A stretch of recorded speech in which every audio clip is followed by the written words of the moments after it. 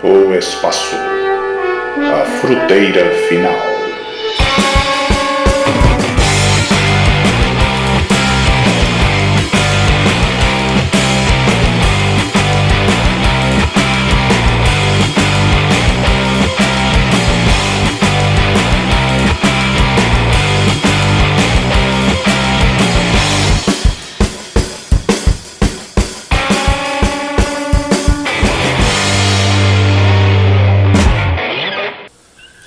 Pode falar o que quiser, Jornada nas Estrelas é a série mais cultuada de todos os tempos. Explicação para isso? Existem mil teorias. A relação de amizade entre o trio de protagonistas, O lado otimista de Gene Roddenberry, a discussão de temas polêmicos disfarçados de ficção científica, ou porque a série é realmente muito legal. O criador da série, um tal de Eugene Wesley Roddenberry, bateu de porta em Hollywood e ninguém queria financiar a sua série. A única produtora que se interessou pelo projeto foi a Desilu, de Lucille Ball e Desi Arnaz. Eles estavam tentando arrumar um jeito de revigorar a sua produtora, que tinha sido um enorme sucesso nos anos 50 por causa da série Love Lucy. depois de conseguir quem produzisse a série, faltava quem financiasse e exibisse o seu projeto. Lá foi o Gene de novo, bater de porta em porta nas emissoras de TV para conseguir colocar o seu projeto em andamento. Felizmente, naquele tempo, eram somente 3 grandes emissoras, a ABC, CBS e NBC. Então ele não teve que andar muito. Ele bateu primeiro na CBS. Os caras o receberam muito bem, ouviram tudo que ele tinha a dizer e depois recusaram o projeto. No ano seguinte, lançaram seu próprio projeto, que é o nosso conhecido Perdidos no Espaço, o que deixou o Gene muito bravo. Em seguida, ele tocou a campanha da NBC e apresentou novamente o seu projeto. A NBC estava começando a transmitir em cores e achou bastante interessante colocar alienígenas coloridos na sua programação. Assim, em 1964 foi produzido o episódio piloto The Cage, com um montão de alterações em relação ao roteiro original do Gene Roddenberry, mas mesmo assim era um grande roteiro de ficção científica. O capitão da nave, Christopher Pike, tinha que ser um ator de peso. Foi escolhido o ator de cinema Jeffrey Hunter, que já tinha trabalhado com John Wayne em Rastros de Ódio e tinha feito o papel principal do filme Rei dos Reis, em 1961. Além dele, personagens secundários que eram uma completa novidade para a época. Um alienígena com uma aparência um tanto diabólica, uma mulher como segundo em comando, tudo amarrado por um roteiro muito bem feito. Infelizmente, essas novidades iam além da compreensão dos executivos da série, que não gostaram muito da aparência do alienígena e muito menos de uma mulher mandando numa nave. Centro imediato. Com tão pouca informação sobre o planeta, temos que deixar o mais experiente oficial da nave cobrindo-nos. Sim, senhor. Jornada nas Estrelas foi a primeira série da história a ter um piloto rejeitado por ser inteligente demais. Já naquela época, os executivos de televisão achavam que seus telespectadores eram todos umas toupeiras e não iam entender muito bem os roteiros das coisas. Isso não mudou muito hoje em dia não, né? Basta você ver a TV aberta. Pois é, mas essa era apenas uma das razões pelas quais eles alegaram rejeitar o piloto. A outra era que uma mulher em posição de comando não seria muito bem aceita pela sociedade. E tinha também aquele cara com as sobrancelhas diabólicas que ia meter medo nas criancinhas. Mas o Gene Roddenberry não se deu por vencido. Ele resolveu fazer um outro piloto. Manteve o nome da série, mas trocou todo o elenco. E só ficou o alienígena de orelhas pontudas e sobrancelhas satânicas, que todo mundo queria tirar. Apesar de manter o pontiagudo Sr. Spock no novo piloto, Roddenberry lapidou um pouquinho mais o personagem. Antes ele era um marciano e sorria como qualquer humano. Agora ele virou vulcano e emoções são a última coisa que lhe passa pela cabeça. O novo piloto foi aprovado, mesmo com o Spock no elenco, por insistência de Roddenberry. Darei checkmate na próxima. Eu já lhe disse que joga um xadrez muito irritante, Sr. Spock. Irritante? Ah, sim, uma emoção terrestre. Toda a primeira temporada da série tem um alto grau de sofisticação em seus roteiros. Por causa do pouco dinheiro, os produtores se concentravam mais em levar boas histórias para a telinha para driblar o baixo orçamento. Usando a ficção científica como disfarce, Gene Roddenberry passava a mensagem que queria através da série, seja contra o racismo, seja contra a guerra, seja contra o consumismo. Não atire!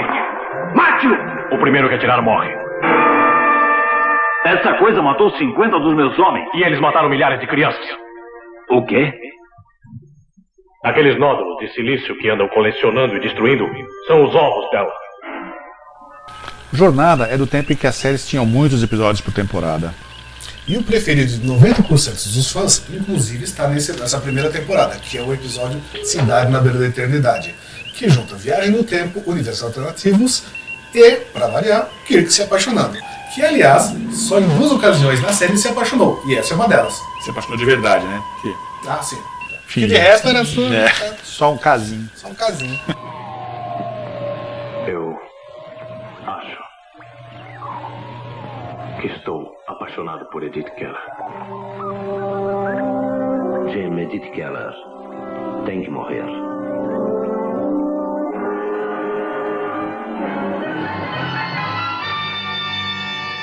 A segunda temporada teve os seus altos e baixos, assim como a primeira em termos de roteiros.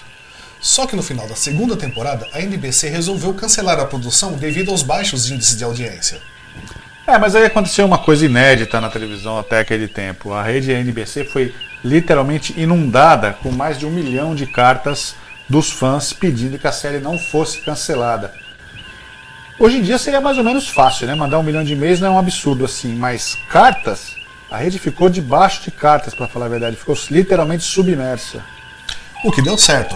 A emissora resolveu fazer a terceira temporada, só que jogou Jornada nas Estrelas para o inferno da programação, sextas-feiras à noite.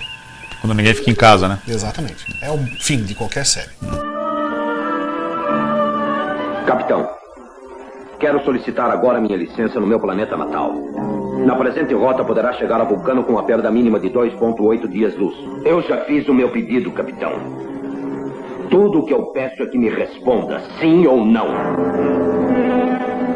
A terceira temporada tem uns momentos brilhantes, assim, tem roteiros excelentes, mas tem umas palhaçadas que não tem tamanho, que nem o pior episódio de todos os tempos, considerado por 99,9% dos fãs, que é o cérebro de Spock. Ao final dessa temporada, aí sim a série foi definitivamente cancelada. No Brasil, a série começou a ser exibida em 68 pela TV Excelsior, e a dublagem ficou a cargo da AIC São Paulo, novamente uma das melhores dubladoras da época. A direção de dublagem ficou a cargo do Emerson Camargo, já era um dublador experiente na época, ele ficou conhecido por fazer a voz do National Kid. O Emerson traduziu a série, dirigiu a dublagem e ficou com a voz principal da série, que era do Capitão Kirk. Bom, meu nome é Emerson Camargo, eu sou dublador há quase 30 anos e iniciei minha carreira profissional na antiga AIC, a famosa AIC São Paulo. Bom, depois de dublar National Kid, eu fiz algumas séries que, sem ser na ordem cronológica, mas na ordem de importância, foram, em primeiro lugar, Jornada das Estrelas, onde eu tive a oportunidade aí, então, na AIC, já como diretor de dublagem, de pegar a série, traduzir toda a série com todo o cuidado, porque eu sou fã de ficção científica, já era fã de ficção científica, então eu pude traduzir a série, escolher a maioria das vozes que foram usadas no primeiro ano, no início da série, e eu, evidentemente, não só porque a minha voz cabia, mas também pela minha vaidade pessoal, queria dublar o Capitão Kirk. Fiz o teste, fui aprovado pelo então distribuidor da série no Brasil, e comecei a dublar a série. Foi uma coisa maravilhosa. O Spock, vários atores fizeram testes, bons dubladores, excelentes dubladores. Mas tinha um rapaz cuja voz era muito boa, mas ele não era um grande ator. Ele não dava as inflexões, ele não dublava muito, ele era pouco, dublava, estava começando. Mas eu achei que como o Spock era um personagem que não tinha sentimentos, quer dizer, ele era mais ou menos reto nas suas inflexões e tal, mais ou menos distante, frio. A voz desse rapaz iria bem, porque ele era reto e tranquilo. E foi escolhido o Rebelo Neto, que foi o primeiro dublador do Sr. Spock. Na Jornada das Estrelas eu gostava muito da frase final do Kirk, né? Quando ele falava assim, Sr. Sulu, firme em frente.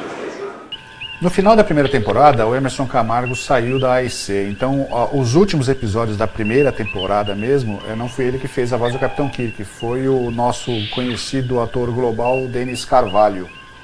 Ele mesmo. Diretor da Globo. Diretor da Globo, ele começou na dublagem. Mas até hoje ele é a melhor voz para o Capitão Kirk, a que combinava mais, na minha opinião, foram os poucos episódios que o Denis Carvalho fez, uns 3 ou 4 no máximo, são os últimos da primeira temporada. O que vocês não sabem e que agora devem saber é que minhas ordens sobre o assunto são precisas e invioláveis. Nenhum ato, provocação, será considerado razão suficiente para violar essa zona. Podemos nos defender, mas se necessário. Para evitar a guerra interespacial, tanto os postos como essa nave serão considerados dispensáveis. É só. A partir da segunda temporada, grandes mudanças aconteceram na AEC.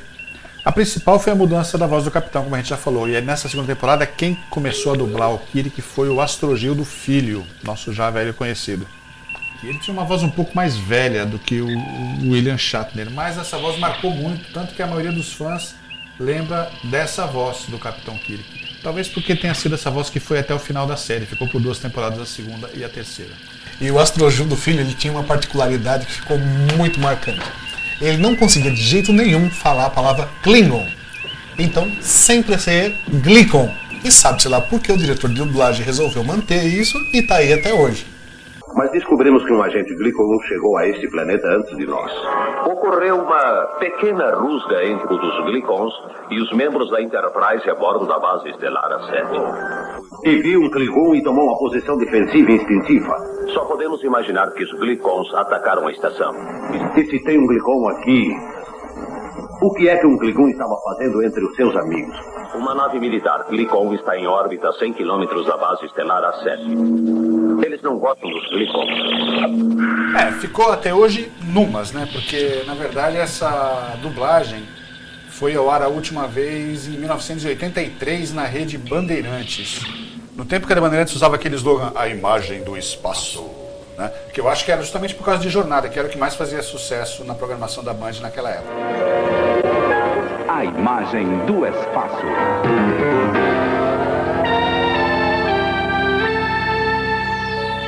Jornada só voltou ao ar nos anos 90 na Rede Manchete, na extinta Rede Manchete, saudosa Rede Manchete, naquela sessão espacial, que ela dividia espaço com a... Sessão espacial dividia espaço? Dividia espaço com a Nova Geração, com o Galáctica e com o Buck Rogers. Só que aí a dublagem original da AEC, aquela que a gente falou, infelizmente não estava com condições técnicas, estava muito ruim. Então eles tiveram que redublar. A VTI do Rio redublou a série toda e a voz do Capitão Kirk ficou nas mãos do MacGyver. O Garcia Júnior, que fazia a voz do MacGyver, acabou assumindo a voz do Capitão Kirk.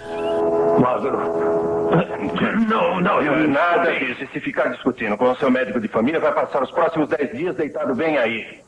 Se você cooperar, eu lhe dou alta em 2. Doutor, eu acho que já posso voltar ao meu... Você já está no seu posto, Sr. Spock. Dr. McCoy, posso ver que está se divertindo com isso. Verdade, capitão. Eu nunca o vi tão feliz assim. Cale-se!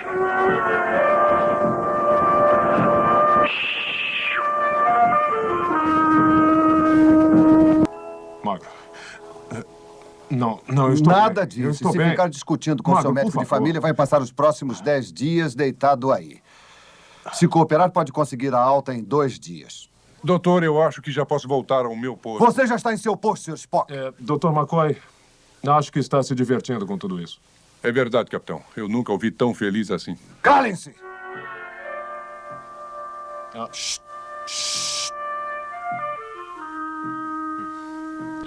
Em 73, a Filmation, conhecida por fazer um monte de desenhos animados na época, fez a versão animada de Jornada nas Estrelas. Os nossos heróis tinham a sua versão animada em outros 22 episódios e continuavam indo onde nenhum homem jamais havia estado. Presta atenção, você vai ver um material muito raro agora. Vai ver raríssimo, absurdamente raro. É só um trecho também, o trecho da abertura do desenho animado, dublado em português, no Brasil, com a voz do Spock e o Garcia Neto. Dá só uma olhadinha comigo, esse material é raro.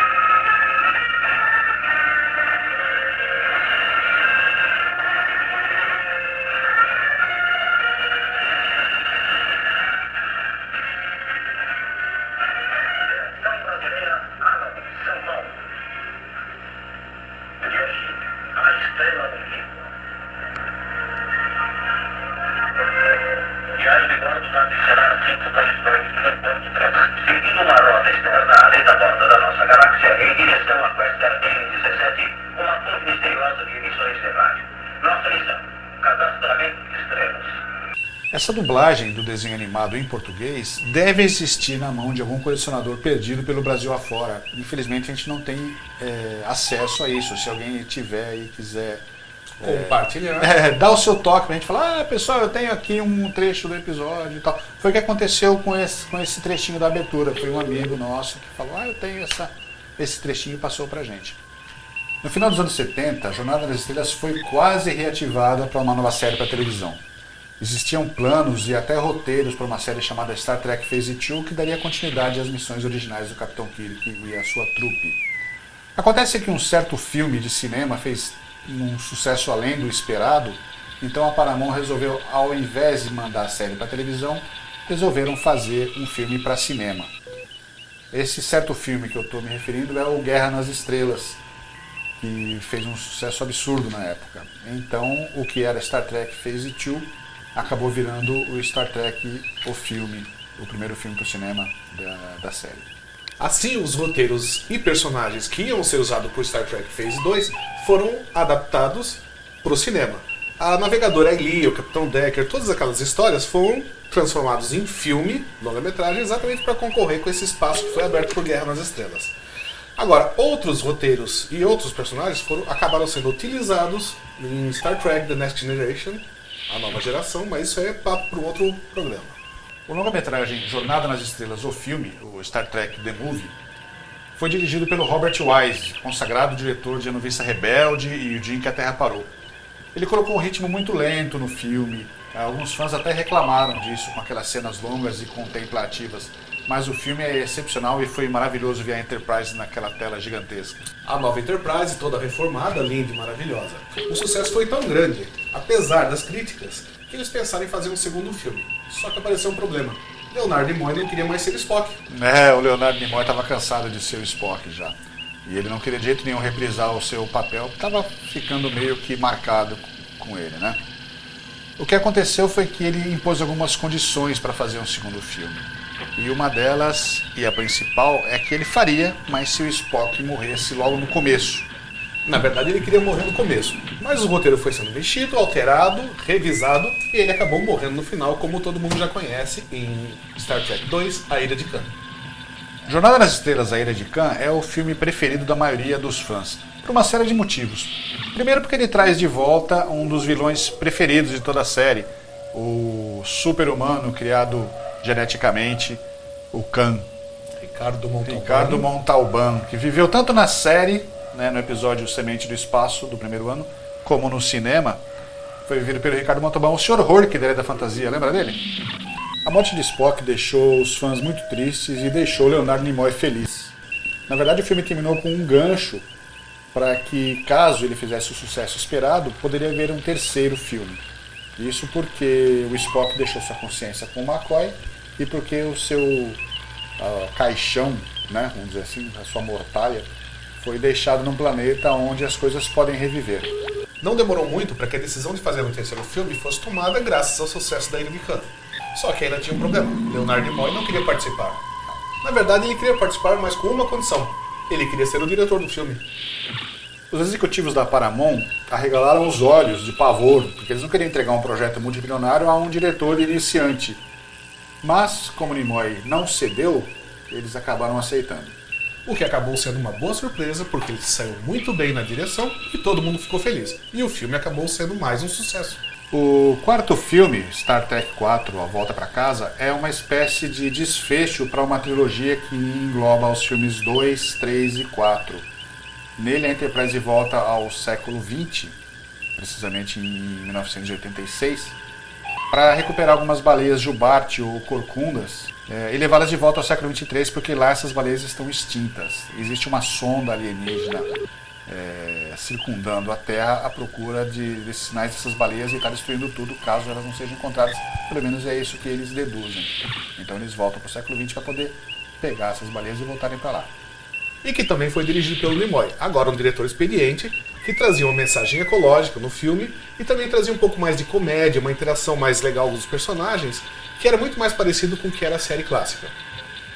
O filme 5, Star Trek A Fronteira Final, é melhor esquecer.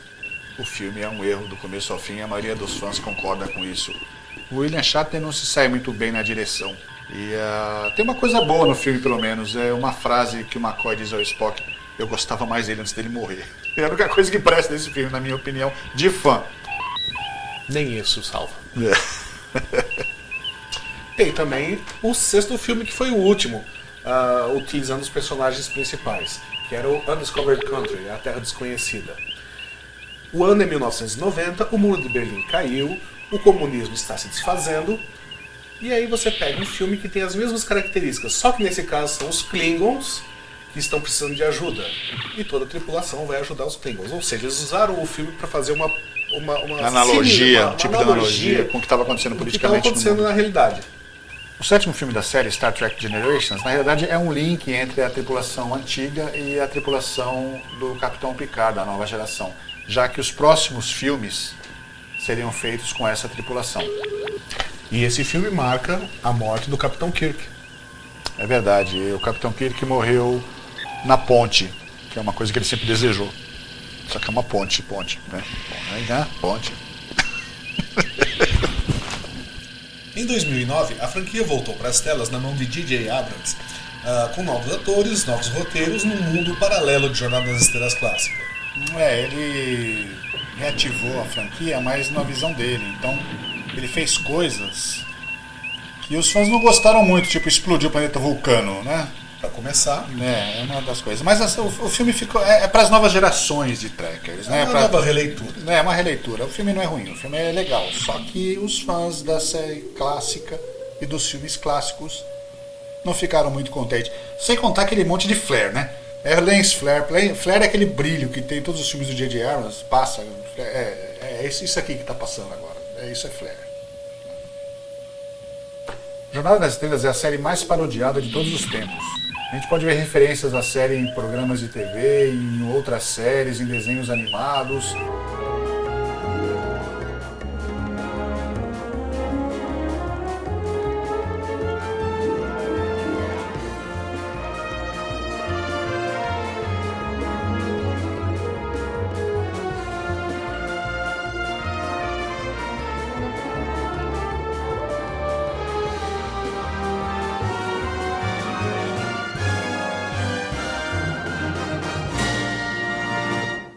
Atualmente estão sendo produzidos novos episódios, uma produção não oficial feita por fãs, lideradas por James Cawley. Chamada de Star Trek New Voyages, essa série dá continuidade à série original, seguindo a missão de 5 anos. A coisa é tão bem feita que eles conseguiram restaurar os cenários originais da ponte da Enterprise para usar na série e contam com a presença de ilustres convidados, muitos deles ligados de alguma forma ao universo de Star Trek, como Walter Koenig e George Takei. Eles conseguiram que a Paramount liberasse o uso da imagem de Star Trek, contanto que eles não ganhassem um centavo com essa produção. Até o momento já foram produzidos 10 episódios, todos com excelente qualidade, tanto na produção como nos roteiros. Roteiros, aliás, retirados daquela mesma série que a gente falou, Star Trek Phase 2, que acabou não sendo produzida, escritos pelos mesmos roteiristas da série original.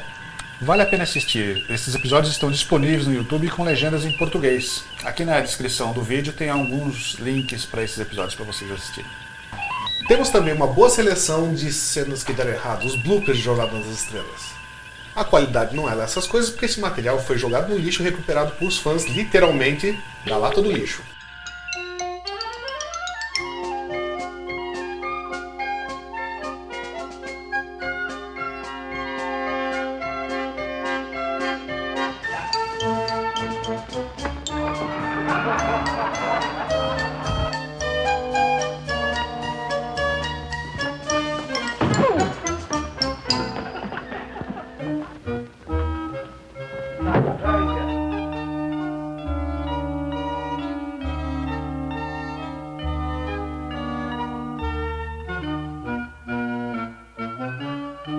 Have no fear. Sargon is here.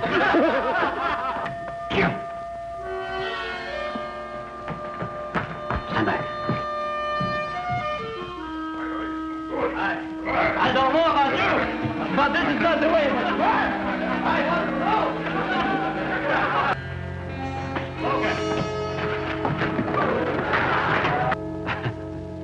Let's try it again.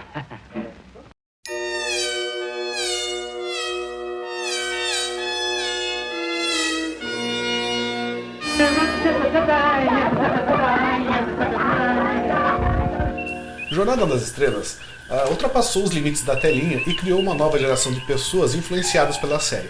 Muitas pessoas seguiram o caminho da ciência ou ligadas com a essência de Jornada nas Estrelas.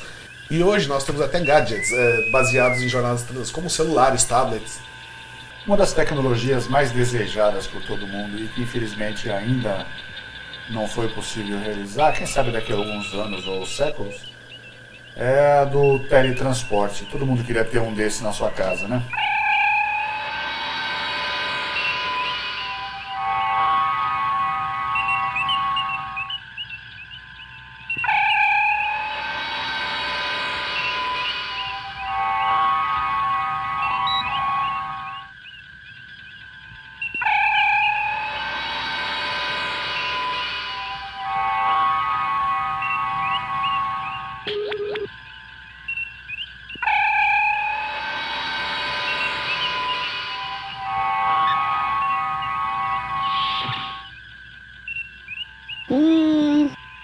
Esse negócio não tá funcionando direito.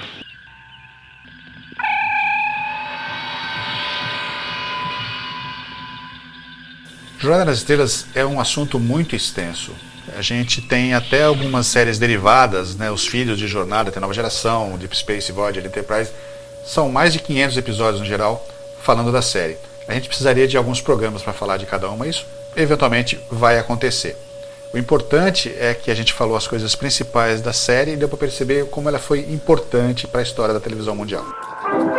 Sr. Zulu, vamos voltar à estação espacial. Dobra espacial Paturo 2. A nossa convidada de hoje é a Suzana Alexandria, que entre outras coisas, posso pegar aqui o seu livro? Pode. Entre outras coisas, ela foi coautora nesse livro de Jornada das Estrelas, e que a gente tirou algumas informações que a gente falou, a gente tirou daqui. Né? O que mais que você faz, Su? Fala aí. Profissionalmente eu sou tradutora, né? Dei aula de inglês muitos anos e faz alguns anos que eu faço tradução. Então eu estou me dedicando à tradução justamente de ficção científica. Né? Livros de ficção. Que eu gosto, ficção científica. E comecei a gostar de ficção científica por causa de Jornada nas Estrelas. Ah, né? Isso é importante. É. Conta essa história. Foi assim.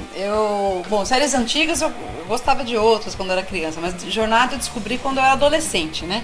Descobri lá quando a Band passou aquela reprise, né? No início dos anos 80. Uhum. E eu, por acaso, assim, vi, né? E adorei aquela série e tal. Eu saí até mais cedo da escola pra meio fugida, assim, pra pegar o começo, porque eu sempre pegava começado. É o primeiro caso de acabou a aula pra ver Jornada nas Estrelas. Será que? Não sei, o primeiro caso, confesso, né? E aí, por ter essa familiaridade com esse universo da ficção científica, né? Eu tinha conhecimento de inglês, que eu dava aula, fazia tradução já, mas eu não fazia tradução de ficção. E aí, em 2005, a Aleph me convidou para fazer tradução de ficção científica, porque sabia que eu gostava, que eu já produzia coisas assim independentes pro fã-clube, né, pra Frota Estelar Brasil, já fazia traduções para eles e tal. E aí comecei a tradução, né? Quer dizer, você é mais um caso de um profissional que seguiu o que faz por causa de Jornada. Olha, em grande parte sim, viu? Quando eu era criança eu gostava de Ginny, é um gênio. Eu adorava Ginny, eu achava linda aquela gênia toda bonitinha dentro da garrafa. Eu queria ter uma daquela pra mim, né? Era uma bonequinha, né? Adorava. E a feiticeira também gostava muito. Gostava muito. E de vez em quando via Terra de Gigantes, que eu achava muito legal. E o Túnel do Tempo, né? Eu lembrei agora dos Waltons, né? Que é uma série antiga. Que também era super otimista, mostrava esse lado positivo. E sempre tinha solução para as coisas. E no meio da crise, né? Porque se passava logo depois da crise de 29, né? E aquela família pobre e tal, mas sempre unida, né? E fez super sucesso essa série. Então eu acho que é assim, sei lá, né? Foram pro mesmo caminho. Pro mesmo caminho. E hoje eu acho que se alguém resolvesse fazer uma série parecida com Jornada nas Estrelas, né? Ou com os Waltons, né? Esse lado positivo e tal, acho que ia fazer sucesso, porque ia ser um diferencial tudo que tá aí, né? Sempre mostrando o lado dark do ser porque hoje em humano. dia tudo que você vê é cada vez pior, né? Exato. As perspectivas para a humanidade são as piores possíveis. Exatamente, né? Eu acho que é uma questão de explorar o lado, né? É isso daí. Mas de jornada, mas de jornada você já deve ter falado aí, todas as curiosidades, né, de 50 anos. A gente só não falou uma coisa que eu gostaria de salientar aqui. Não sei se é essa hora, mas vamos falar. Doutor Spock é um pediatra. Não tem nada a ver com Jornada nas Estrelas. Aquele lá é o Sr. Spock. É o Sr. Spock, Viu jornalistas que escrevem coisas erradas nos jornais e revistas de televisão? Eu já me falaram, mas você acha mesmo que ele não tem um doutorado? Eu falei, bom, isso é verdade, mas na série ele nunca foi chamado de quem doutor. confunde o Dr. McCoy com o Sr. Spock. O Sr. Spock, né? Ele é o Sr. Spock. Sempre foi chamado de Mr. Spock, é o Sr. Spock. Sr. Spock. Não é o Dr. Spock, né? É uma coisa que a gente acabou falando no programa, eu acabei de lembrar. É isso aí. Ano que vem, 50 anos de Jornada das Estrelas, e você deve ter alguma notícia para isso. 66. Então, o Almanac, né? Deixa eu mostrar aqui de novo.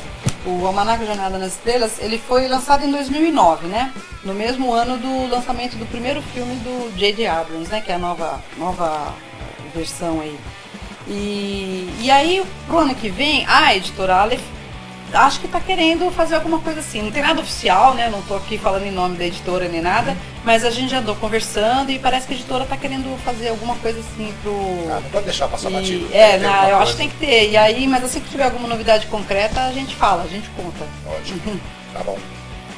E nós agradecemos a presença da Suzana, que é uma extrema conhecedora de Jornada nas Estrelas. E eu que agradeço a oportunidade. Obrigado. Os seus livros foram importantes para a nossa formação nesse programa, viu? E, pessoal, você já conhece o programa, então curtam aí, clica lá no joinha. Esse lado aqui. Isso. E coloque os vídeos nos seus favoritos, divulgue para os amigos. Compartilhe. Esteja sempre com a gente, que sempre tem novidades e seriados legais aqui. Até o próximo programa, hein?